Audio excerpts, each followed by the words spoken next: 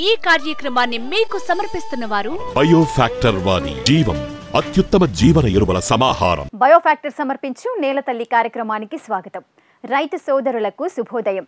శుభోదయం వేళ రైతుల ఆశలు చిగురించేలా, వారు ఆర్థిక ప్రగతిని సాధించేలా అభ్యుదయ రైతుల అనుభవాలతో పాటు సాగుదారుల విజయగాథలను మీకు అందించే ప్రయత్నం చేస్తోంది మీ నేల తల్లి కార్యక్రమం. ఇవాల్టి కార్యక్రమంలో రేకులకుంట వ్యవసాయ పరిశోధనా కేంద్రం శాస్త్రవేత్తలు అభివృద్ధి చేసిన నూతనం వేరుశెనగ రకం విశిష్టతతో పాటు 8 పదుల వయస్సులోనూ ప్రకృతి విధానాలను అనుసరిస్తూ 18 రకాలకు పైగా పంటలను పండిస్తూ తోటి రైతులకు స్ఫూర్తిగా నిలుస్తున్న తూర్పుగోదావరి జిల్లాకు చెందిన సీతారామయ్య గారి సేద్యపు అనుభవాలను తెలుసుకుందాం పదండి. రాయలసీమ జిల్లాల్లో అత్యధికంగా వర్షాధారం కింద సాగయ్యే ప్రధాన వాణిజ్య పంట వేరుశెనగ. మారుతున్న వాతావరణ పరిస్థితులకు అనుగుణంగా ఎప్పటికప్పుడు వేరుశెనగలో కొత్త వంగడాలను ఆవిష్కరిస్తూ రైతులకు అండగా నిలుస్తున్నారు శాస్త్రవేత్తలు. తాజాగా కొత్త వేరుశెనగ వంగడాన్ని రేకులకుంట వ్యవసాయ పరిశోధనా కేంద్రం శాస్త్రవేత్తలు అభివృద్ధి చేశారు. ఈ వంగడాన్ని సాగు చేయడం వల్ల రైతుకు కలిగే ప్రయోజనాలపైన రేకులకుంట వ్యవసాయ పరిశోధనా కేంద్రం ప్రధాన శాస్త్రవేత్త సహదేవరెడ్డి, సీనియర్ సైంటిస్టు చంద్రమోహన్ రెడ్డిలతో మా సీనియర్ కరెస్పాండెంట్ ప్రవీణ్ ప్రత్యేక ముఖాముఖిని ఇప్పుడు చూద్దాం.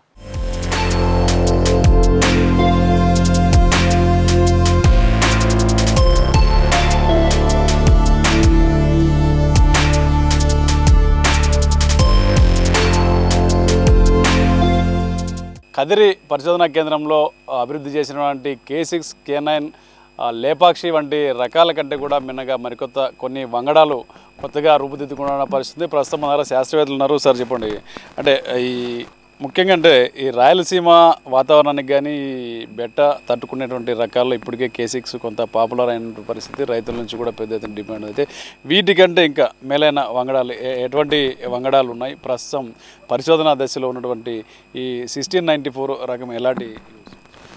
ప్రధానంగా వేరుశనగ ఏమంటే రాయలసీమ జిల్లాలో ఖరీఫ్లో ఎక్కువగా సాగు చేస్తూ ఉంటారు. ఖరీఫ్లో దాదాపుగా 90% వేరుశనగ పంట అంతా కూడా వర్షాధారం కిందనే సాగు చేస్తారనమాట. ప్రధానంగా కదిరి 6 అనేది ఎక్కువగా సాగు చేస్తున్నారు ఖరీఫ్లో.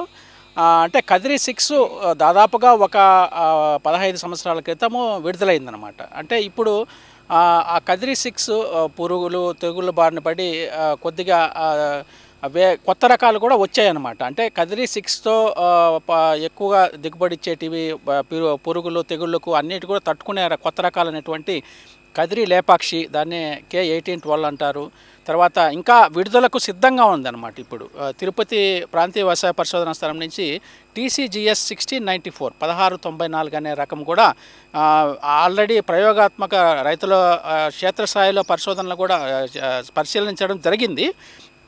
ఈ కదిరి లేపాక్షి, ఈ TCGX 1694 రకాలు కూడా ఎక్కువ కొమ్మలు, అంటే సాధారణ రకాలతో 4-5 కొమ్మలే వస్తాయి. కాకపోతే ఈ 2 రకాలు కదిరి లేపాక్షి TCGS 1694లో కొమ్మలు ఎక్కువగా వస్తాయి, కాయలు కూడా ఎక్కువగా వస్తాయి. సో ఈ 2 రకాలు దిగుబడులు కూడా ఎక్కువగా వస్తాయి. సో ఇంకా కొత్త రకాలైనటువంటి కదిరి హరితాంధ్ర, చిత్రావతి, కదిరి 9 ఈ రకాలు కూడా పురుగులు తెగుళ్ళు తట్టుకుంటాయి, బెట్టను కూడా తట్టుకుంటాయి. సో రైతులు మామూలుగా ఖరీఫ్లో వర్షాధారం కిందనే సాగు చేస్తున్నారు కాబట్టి బెట్టను తట్టుకునే రకాలు కొత్తగా విడుదలైన రకాలైనటువంటివి కదిరి లేపాక్షి కానీ, తర్వాత TCGS 1694, కదిరి 9, కదిరి హరితాంధ్ర, చిత్రావతి ఈ రకాలుగా సాగు చేసుకున్నట్లయితే కన్నా ఈ కొంతవరకు బెట్టను అధిగమించి పురుగులు తెగుళ్ళు బారిన పడకుండా ఎక్కువ దిగుబడి వస్తుంది. అదే కాకుండా ఈ వేరుశనగ కట్టి కూడా క్వాలిటీ బాగుంటుంది అనమాట. అదే కదిరి 6 తిక్క ఆకుమచ్చ తెగులు అన్ని తెగుళ్ళకు బారిపడి క్వాలిటీ కూడా తక్కువగా ఉంటుంది కట్టి అనేది అనమాట. ఇవి ఆల్మోస్ట్ అంతా కూడా ఆకుపచ్చగానే ఉంటాయి, హార్వెస్ట్ వరకు కూడా ఆకుపచ్చగానే ఉంటాయి ఈ రకాలన్నీ కూడా. సో రైతులకు మేము సూచించేది ఏమంటే రబీలో విత్తనోత్పత్తి ఎక్కువగా నీటిపారుదల కింద సాగు చేస్తారు కాబట్టి కొత్తగా విడుదలైనటువంటి రకాలైనటువంటి కదిరి లేపాక్షి, అదే విడుదలకు సిద్ధంగా ఉన్నట్టు రకమైనటువంటి TCGS 1694, కదిరి హరితాంధ్ర, కదిరి 9, ఈ K7 బోల్డ్ ఈ రకాలు కొత్తగా నూతనంగా విడుదల అయిన రకాలైనటువంటి కదిరి వ్యవసాయ పరిశోధన స్థానంలో విత్తనాలు అవైలబిలిటీ ఉన్నాయి. అదే తిరుపతి ప్రాంతీయ వ్యవసాయ పరిశోధన స్థానంలో కూడా ఈ TCGS 1694 అనే రకం కూడా వాళ్ళ దగ్గర కూడా విత్తనాలు ఉంటాయి. కాబట్టి రైతు సోదరులంతా కూడా కదిరి వ్యవసాయ పరిశోధన స్థానము, తిరుపతిలోని ప్రాంతీయ వ్యవసాయ పరిశోధన స్థానం వాళ్ళని సంప్రదించి నూతన రకాలుగా సాగు చేసుకున్నట్లయితే రైతులకు ఎంతో ఉపయోగకరంగా ఉంటుంది. ఇప్పుడు కొత్తగా వస్తున్న TCGS కానీ ఇలాంటి వంగడాలతో ఎలాంటి మేలు పొందే అవకాశం ఉంటుంది? ఖచ్చితంగా ఈ నూతన రకాలు అనేటువంటివి ఎక్కువ దిగుబడినిస్తాయి. అదే కాకుండా దిగుబడితో పాటు నూనె శాతం కూడా ఈ కదిరి 18-12లో కదిరి లేపాక్షిలో నూనె శాతం కూడా దాదాపుగా 50% నూనె కూడా వస్తుందన్నమాట. సో ఇవి ఈ TCGS 1694 అనేది బాగా గింజలు లావుగా ఉంటాయి, మనకు తినేదానికి కూడా బాగుంటాయి అన్నమాట. సో ఈ నూనెకు అధిక దిగుబడిని ఇస్తాయి, నూనె శాతం కూడా ఎక్కువగా ఉంటాయి. అది కాకుండా పురుగులు తెగులు బెట్టను తట్టుకుంటాయి. కాబట్టి రైతులు ఈ దిగుబడి కూడా ఎక్కువ వస్తుంది కాబట్టి గింజ నాణ్యత కూడా బాగా ఉంటుంది. ఇవన్నీ కూడా రబీ సీజన్లో విత్తనోత్పత్తి చేసుకుంటే కన్నా రేటు కూడా ఎక్కువ వస్తుంది కాబట్టి ఈ సాగు చేస్తే బాగుంటుంది. ఇప్పుడు ఈ ఊజీ కానీ తర్వాత ఇట్లాంటివి చీడపీడలు ఉన్నాయనేది ప్రధానంగా రైతుల నుంచి ఆరోపిస్తున్నారు. సో దీన్ని తట్టుకోవడానికి ఎలాంటి పరిశోధనలు జరుగుతాయి? అంటే ముఖ్యంగా వేరుశనగలో రైతులు ఎందుకు ఖరీఫ్లో హార్వెస్ట్ చేసింది నిల్వ చేసుకోలేరంటే ఊజీ అనేది వస్తుంది దానికి ప్రధానంగా. అంటే మనం స్టోర్ చేసినప్పుడు ఊజీగా వచ్చి కాయలు గింజలు తినేస్తుంది కాబట్టి దానికి తట్టుకునే రకాలంటూ ప్రత్యేకంగా ఏమీ లేవు. రైతులు జాగ్రత్తలు పాటించాలి. అంటే హార్వెస్ట్ చేసినప్పుడు ఎండబెట్టిన తర్వాత ఇప్పుడు 3 లేయర్ బ్యాగ్స్ అనేటివి వచ్చాయన్నమాట. పాలిథిన్ దానిలో 3 లేయర్ బ్యాగ్స్, ఆ బ్యాగ్స్లో వేస్తే కన్నా ఆ ఊజీ అనేది రాదు. తర్వాత రైతులు అనాదిగా ఈ ఊజీని అధిగమించాలంటే ఏం చేస్తారంటే వేప ఆకులు అంటే మూటలు అన్నీ కూడా కుట్టిన తర్వాత వేప ఆకులు పైన వేస్తారు. గాలి బాగా ఉండాలన్నమాట. ఇప్పుడు ఒక స్టోరేజ్ రూమ్లో వేస్తే అన్ని కిటికీలు వేసేసారంటే ఊజీ ఎక్కువగా వస్తుంది. సో గాలి అనేది బాగా వెలుతురు అన్నీ ప్రసరించాలండాలి. అప్పుడప్పుడు కూడా మనము ఈ పురుగు మందులు కూడా స్ప్రే చేస్తూ ఉండాలి. అంటే రైతులు దాన్ని అబ్జర్వ్ చేస్తూ ఉండాలి, ఏదైనా ఊజీ వచ్చిందా లేదా అనేది. సో రైతులు ఎక్కువగా ఈ ఖరీఫ్లో సాగు చేసిన వేరుశనగను అట్లేగాన అంటే ఈ నూతన రకాలు సాగు చేసినప్పుడు ఆ విత్తనాలను కూడా అట్లే పెట్టుకొని మళ్ళీ వచ్చే ఖరీఫ్కి ఈ అన్నీ దాని స్టోరేజీ మేనేజ్మెంట్ అంతా తీసుకునేసి వచ్చే ఖరీఫ్లో మళ్ళా అంటే గింజల విత్తనం వేసే టైంలో జూన్లో ముందుగానగాన గింజలు ఒలుసుకొని వేసుకున్నట్లయితే పెట్టుబడి ఖర్చు అనేది చాలా వరకు తగ్గిపోతుంది. రైతులు ఖరీఫ్లో వచ్చిన పంటను అట్లే వచ్చే ఖరీఫ్ కానీ పెట్టుకున్నట్లయితే వేరుశనగ మీద పెట్టుబడి ఖర్చు చాలా వరకు తగ్గిపోతుంది.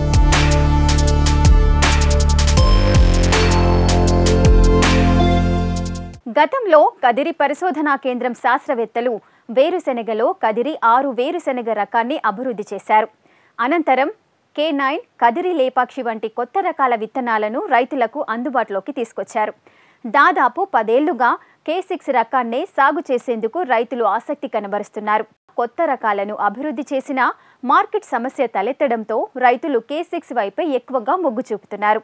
తాజాగా వచ్చిన 1694 రకం రైతులకు ఇది ఎంతో లాభదాయకంగా ఉంటుందని శాస్త్రవేత్తలు చెబుతున్నారు.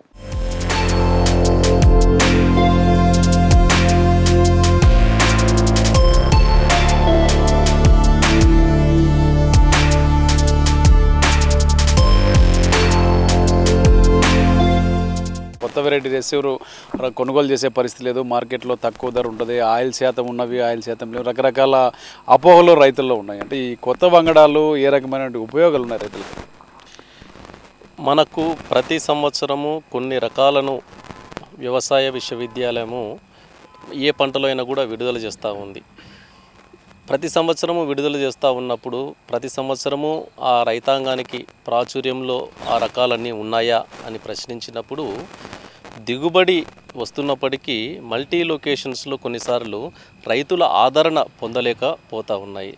ఉదాహరణకు మనకు ఇదే వేరుశెనగ చూస్తే వేరుశెనగలో కూడా కదిరి పరిశోధనా స్థానం నుండి దాదాపుగా 10 లేకపోతే అంతకంటే ఎక్కువ రకాలను విడుదల చేసినప్పటికీ 10 సంవత్సరాల క్రితం విడుదల చేసినటువంటి K6 ఏ రకంగా ప్రజాదరణ రైతుల ఆదరణ పొందింది. తర్వాత కాలంలో మళ్ళీ ఈ కదిరి లేపాక్షి అనేసి K18-12 అనే రకము ఏ రకంగా ఇప్పుడు ప్రజలు అంటే రైతుల యాక్సెప్టెన్స్ పొందుతూ ఉంది అనేది మనం గమనించాం. ఈ మధ్యలో కూడా కొన్ని రకాల వేరుశనగ రకాలను అయితే విడుదల చేశారు. సో కాబట్టి పరిశోధనా స్థానంలో ప్రతి సంవత్సరము ఏ రకంగా మనం పరిశీలన చేస్తామో ఈ సంవత్సరం కూడా రేకులకుంట వ్యవసాయ పరిశోధనా స్థానంలో 10 రకాలను దేశంలో ఏవైతే ప్రాచుర్యంలో ఉన్నాయో ఏవైతే విడుదలకు సిద్ధంగా ఉన్నాయో వాటిని ఈ సంవత్సరము మన ఈ పరిశోధనా స్థానంలో పరిశీలించడం జరిగింది. వాటిలో మనకు K1812 మరియు TCGS 1694 అనే ఈ 2 రకాలు మిగిలిన రకాల కంటే కూడా చాలా అధిక దిగుబడిని ఇస్తున్నాయనేసి మనకు విజువల్గా మనం చూస్తే మనకు స్పష్టంగా మనకు కనిపిస్తూ ఉంది. వీటిలో కూడా కదిరి 1812 అనే లేపాక్షి వేరుశెనగ రకము ప్రజల ఆదరణ అనేది ఆల్రెడీ పొందింది కాబట్టి దానిని మనము పక్కన పెడితే ఇది విడుదలకు సిద్ధంగా ఉన్నటువంటి TCGS 1694 అనే రకము కూడా చాలా చక్కగా పర్ఫార్మెన్స్ చేస్తూ ఉంది.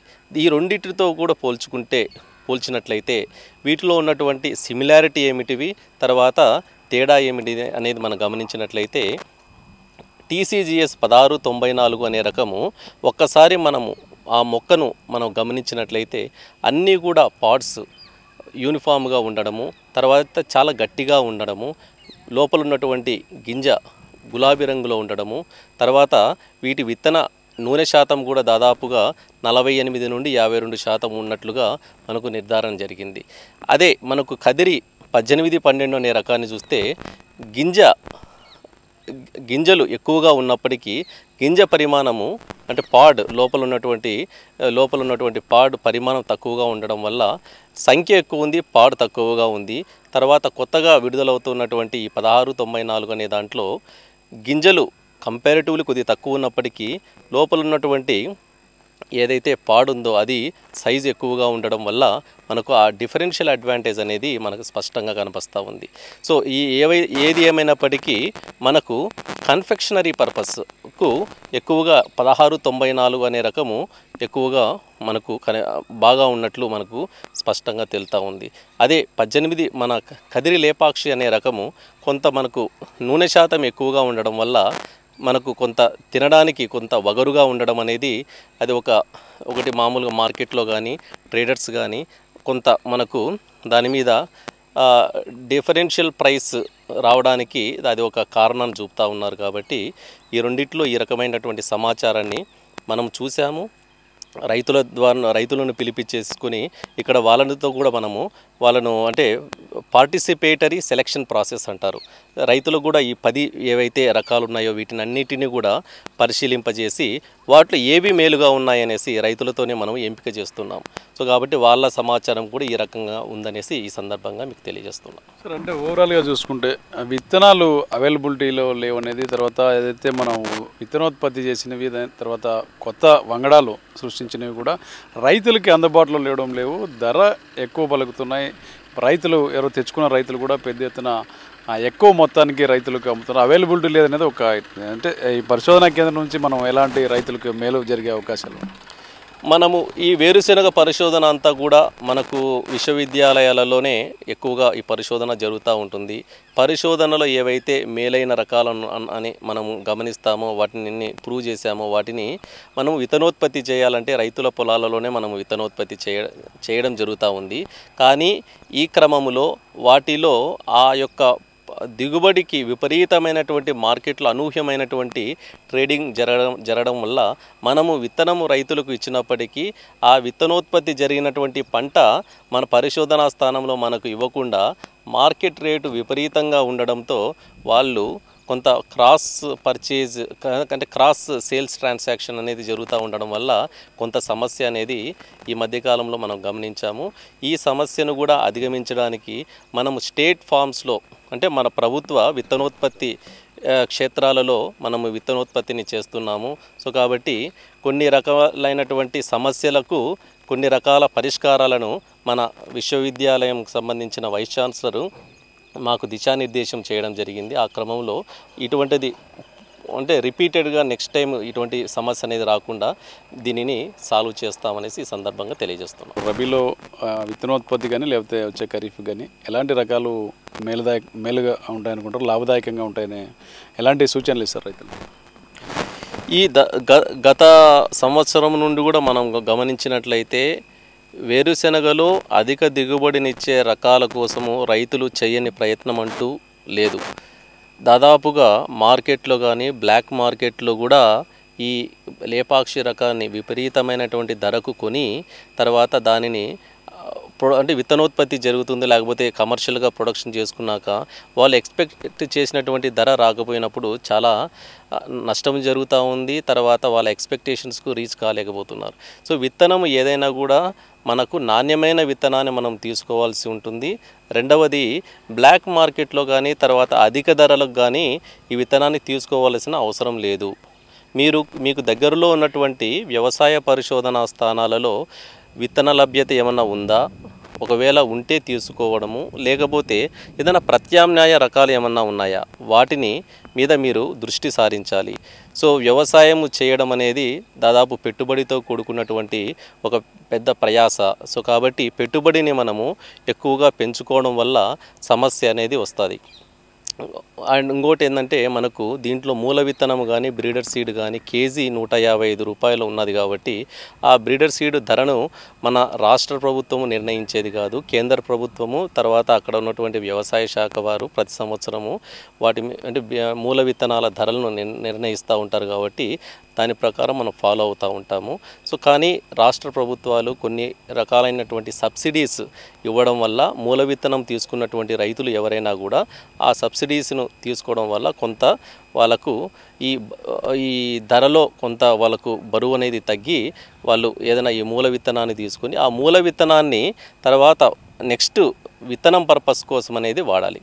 అలా కాకుండా చాలామంది 155 రూపాయల ధరకు కొని కమర్షియల్గా అమ్ముకోవడానికి ప్రయత్నం చేస్తున్నారు. సో కాబట్టి అటువంటివి ఆలోచన అనేది చేయకూడదు. ఎందుకంటే వ్యవసాయము ముఖ్యంగా అనంతపురం జిల్లాలో చేయడం అనేది చాలా కష్టంతో కూడుకున్నది. అదే విధంగా మనకు వేరుశెనగలో కూడా విపరీతమైన పెట్టుబడి అనేది ఉంది కాబట్టి ఆ పెట్టుబడిని మనము సాధ్యమైనంత వరకు తగ్గించుకోవడానికి వ్యవసాయ పరిశోధనా స్థానాలు మీకు దగ్గరలో చాలా ఉన్నాయి. ఒకవేళ పరిశోధనా స్థానాలు లేకపోతే మనకు కృషి విజ్ఞాన కేంద్రాలు ఉన్నాయి. కృషి విజ్ఞాన కేంద్రాలు లేకపోతే కూడా మనకు డాట్ సెంటర్స్ అనేసి మనకు సమాచారాన్ని మనకు ఇవ్వడానికి అందరూ మీకు సమాచారాన్ని చేరవేయడానికి అందుబాటులో ఉన్నారు కాబట్టి వాళ్ళ యొక్క సర్వీసెస్ను తీసుకునేసేసి వ్యవసాయాన్ని లాభసాటి వ్యవసాయంగా చేయడంలో అన్ని రకాలైనటువంటి మీరు కార్యక్రమాలు మీరు చేపడితేనే మీరు ఏదైనా సరే ఆ దిశగా పోవడానికి అవకాశం ఉంది. అయితే బెట్ట తట్టుకొని తక్కువ వర్షపాతానికి కూడా అధిక దిగుబడులు సాధించేటువంటి కొత్త వంగడాలు సృష్టికి అయితే శాస్త్రవేత్తలు ఎప్పటికప్పుడు కృషి చేస్తున్నారు. తాజాగా కొత్త వెరైటీస్ కూడా అందుబాటులో ఉన్నాయని చెప్పి శాస్త్రవేత్తలు చెప్తున్నారు. కెమెరా పర్సన్ రవితేజతో ప్రవీణ్, HM TV, రేకులకుంట వ్యవసాయ పరిశోధన కేంద్రం నుంచి.